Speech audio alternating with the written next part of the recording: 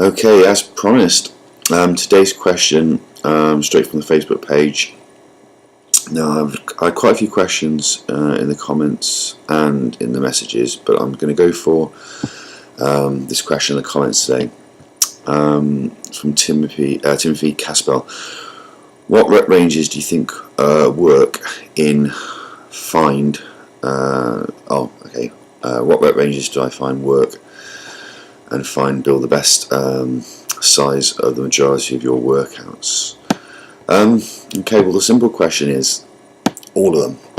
Okay, I don't want to cop out on this question, but as you may be aware, there's 4 types of muscle fiber, 3 types that we're sort of really interested in. There's type 1 fibers, which are the slow twitch fibers. There's type 2A and there's type 2B.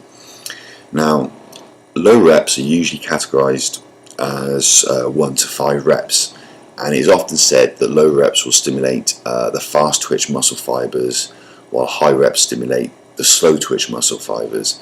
There's some slight truth to this, but the fact is low reps will stimulate all muscle fibers, from slow to intermediate to fast and everything in between. Now, when you're doing the low reps, if the slow fibers start to fail, the body will then bring in the intermediate fibers, and it'll help recruit them into the 1 to 5 rep range. However, while you're training the 1 to 5 rep range, it is more likely that you'll be using the slow fibers first. Now, low reps are also effective for stimulating myofibril hypertrophy. Now, myofibril hypertrophy is like an increase in the number and the size of the actin or the myosin filaments within the muscle tissue. Now, this type of hypertrophy is accompanied by strength gains because it involves an increase in the contractile tissue. But what you've got to remember is muscle fibers don't contract half-heartedly. When they contract maximally. So if any of the slow twitch die out during these low reps and the faster twitch muscle fibers come into play, they will be contracting maximally. Now, between the sort of 6 to 12 rep range, this is when we sort of approach more of the sarcoplasmic hypertrophy of a muscle. Now, an increase in the sarcoplasm and other non-contractile proteins in the muscle is primarily induced by lifting lighter loads for heavier reps. This type of growth is not typically accompanied by strength.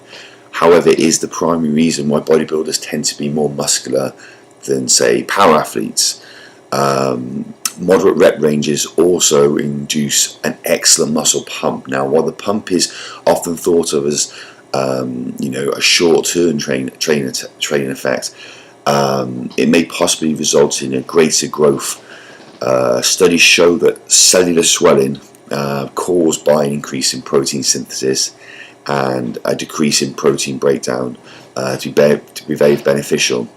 And then lastly, we've got the sort of high reps. Now, most bodybuilders will tell you to stick somewhere between the 6 and the 12 because they have been proven to show the most growth. However, the 1 to 5 rep range is very, very beneficial, as we saw, for the contractile strength tissue. And also, on the other hand, 15 reps or more sets have also been proven effective. Not so much as the 6 to 12 in building hypertrophy, but one thing we're forgetting here is glycogen is essentially stored carbohydrate in muscle. Now, glycogen is what they call hydrophilic.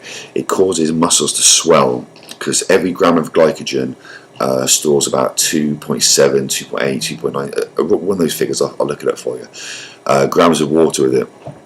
Now, I know you're probably thinking now, okay, why would I want my muscles packed with water? Well, as we just saw before, the fact that this added water will increase the size of your muscles, it also increases protein synthesis, which is a good thing for us. Now, to answer the question more direct, I would say stick with a rep range between 6 to 12, and you can't go too far wrong, especially for your upper body. For legs, I would advocate a slightly higher rep range, and for me, I find anywhere between 10 and 20 beneficial. Some of the pros of yesteryear, like Tom Platz, advocated up to 50 rep sets. But I would say 6 to 12 reps your upper body, and make sure you incorporate occasionally some strength training in there, because it'll be for the best.